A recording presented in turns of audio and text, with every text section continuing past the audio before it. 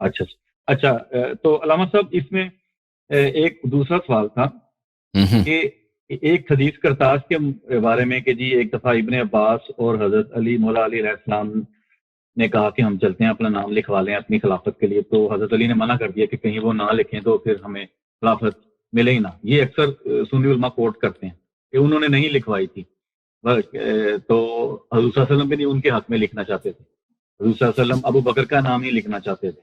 تو نہیں، اس طرح کی تو کوئی حدیث نہیں ہے، مجھے تو اس طرح کی حدیث یاد نہیں آتی، اور حدیث قرطاس سے اس کا ربط بھی نہیں ہے. بہرحال مجھے اس طرح کی کوئی اگر یہ ہے کوئی روایت ہو، اور عائشہ کی روایت ہے کہ رسول پاک صلی اللہ علیہ وسلم اگر لکھتے تو ابو بکر کا نام لکھتے، یہ تھا، یہ عائشہ کی حدیث ہے بخاری میں. لیکن جو آپ کہہ رہے ہیں کہ وہ کہتے تھے کہ ہم اپنا نام لکھانا چاہتے ہیں، پھر انہوں نے کہا وہ کون لکھنے والا کون تھا کہ لکھانا چاہتے ہیں؟ کوئی کینڈیڈیسی کا کوئی لسٹ بنا رہے تھے، کینڈیڈیٹس کا کوئی لسٹ بنا رہا تھا کوئی. یہ کہا کہ میرے ذہن میں تو اس طرح کی بات نہیں ہے کہ کوئی لسٹ بنا رہا تھا کہ انہوں نے کہا کہ ہم اپنا نام لکھانا چاہتے ہیں، پھر کہا کہ نہیں لکھتے ہیں، نہیں لکھاتے. یا کوئی روایت کی مضمون کچھ اور ہے، آپ اس کو اور طرح سے نقل کرتے ہیں. یہ نا مرزا نے ایک دفعہ کہی تھی، دوسرا مولانا اسحاق نے بھی یہ وہ نہیں، وہ جو روایت ہے وہ عائشہ کی حدیث ہے. عائشہ کا ادعا ہے کہ رسول پاک صلی اللہ علیہ وسلم نے مجھ سے کہا کہ میرا تو ارادہ یہ ہے کہ میں ابو بکر کا نام لکھ دوں. پھر انہوں نے کہا کہ نہیں، میں نام لکھنے کی ضرورت نہیں ہے، اللہ اور مومنین کسی اور کو مانتے ہی نہیں ہیں ابو بکر کے علاوہ. تو یہ عائشہ کی روایت ہے، عائشہ کی روایت، اور یہ بھی حدیث قرطاس میں نہیں ہے، یہ اور جگہ پہ ہے، اور جگہ پہ ہے، ہاں اور جگہ پر ہے. اور یہ ایک جھوٹی حدیث ہے، یہ جھوٹی حدیث ہے. اس کے جھوٹ ہونے کے کئی دلائل ہیں. میں نے ابھی عربی زبان میں 2 مہینے پہلے 12 دلیل دیے تھے، کوئی 5 تقریریں کی ہیں، 7 تقریریں کی ہیں کہ یہ حدیث کیوں جھوٹی ہے. یہ اس کے جھوٹ پر کہ عائشہ نے یہ جھوٹ اور ادعا کیا ہے رسول پاک صلی اللہ علیہ وسلم. ہاں، میں نے 12 دلائل دیے تھے وہاں پہ کہ یہ حدیث کیوں جھوٹی ہے. تو وہ اگر کبھی ہو سکے حدیث قرطاس میں بات کریں تو اس کو میں تفصیل کے ساتھ بتاؤں گا کہ یہ کیوں جھوٹی حدیث ہے، یہ سچ نہیں ہے، یہ عائشہ کی ایک جھوٹی ادعا ہے. جی زبردست. اچھا، آخری سوال یہ ہے کہ اکثر ہم واقعہ سنتے ہیں کہ جی مسلمان پہلے نماز نہیں پڑھتے تھے کھلم کھلا خانہ کعبے میں، لیکن جب عمر نے اسلام قبول کیا اچھا تو پھر مسلمان کھلم کھلا. آپ نے کل والی تقریر سنی ہے نا کہ عمر مسلمان کیسے ہوا؟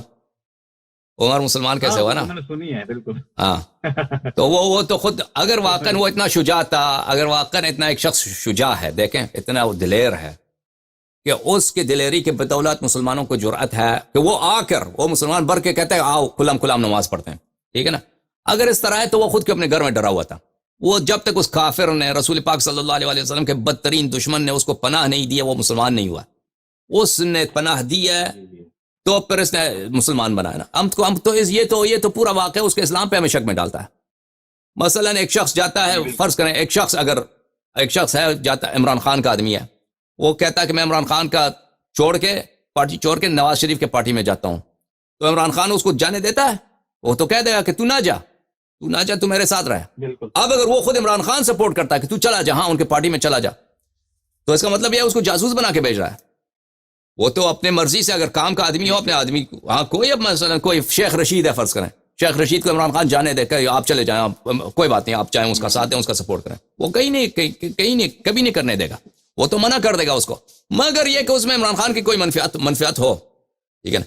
تو اب عمر جو ہے کفار قریش کے پروٹیکشن کے اندر، کفار مکے کے سرداروں کے پروٹیکشن، ان کی تسلی سے، ان کے توصیے سے، ان کے انکریجمنٹ کے ساتھ مسلمان ہوا. ہمیں تو اس کے اسلام پہ شک ہے. پہلی بات تو یہ ہے، سچی بات. دوسری بات یہ ہے کہ اگر واقعا یہ شخص اتنا دلیر تھا تو وہ اپنے گھر میں کیوں اس طرح ڈرا ہوا تھا نا؟ اگر کفار سے ڈر ہی نہیں ہے تو پہلے اسلام لانے میں کیوں ڈرا ہوا ہے؟ ان کی جب تک اجازت نہیں ملتا یہ مسلمان نہیں بنتا. پھر تیسری بات یہ ہے کہ پھر ہم جنگوں میں دیکھتے ہیں، مختلف جنگوں میں کہ وہ کہاں کیسے مختلف جنگ ہوئے نا رسول پاک صلی اللہ علیہ وسلم کے. جنگ بدر ہوا ہے، جنگ احد ہوا ہے، جنگ خندق ہوا ہے، جنگ غزوہ خیبر ہوا ہے. عمر میں کیا بہادری ہے؟ عمر نے کس جنگ میں کسی کافر کے ناک سے خون بہایا اس نے؟ ہمیں دکھایا نا. تو یہ تو اس نے کوئی، یا ابو بکر نے کوئی پتھر بھی مارا کفار کی طرف، ہمیں دکھائیں. بلکہ مصنف ابن ابی شیبہ میں تو ہے کہ یہ بھاگ گیا تھا نا وہ خیبر سے، وہ صحیح ہے سند کے ساتھ، کہ مسلمانوں نے اس کو گالی بھی دی تھی کہ اس نے ہماری بے عزتی کی ہے. ٹھیک ہے نا؟ جی جی بالکل جی ٹھیک.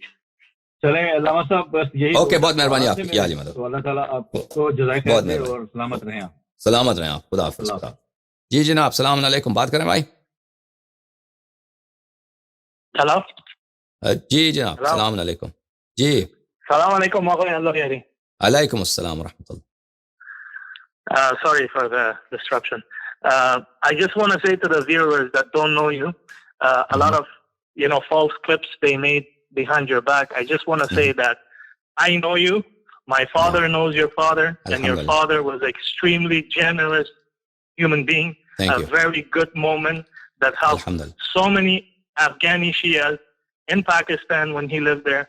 And I know some stuff about you. When you went to school, you were extremely smart, and you were first in every class. MashaAllah, MashaAllah, MashaAllah. So whoever speaks all these nonsense and makes these clips, they are full of BS. And you come from a extremely, extremely mu'min, good family, and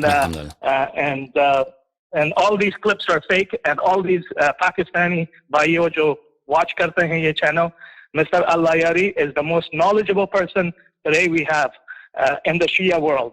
And whatever he says, he proves every bits and pieces, whether it's against the Sunni people, whether it's against Qom or Najaf.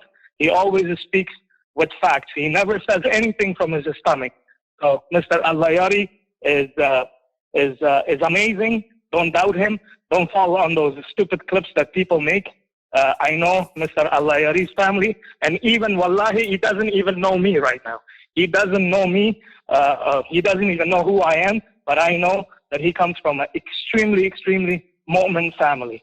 So, and I have one challenge for Mr. E. I will pay you 20,000 Canadian dollars if you man up and face Al-Layari in a debate.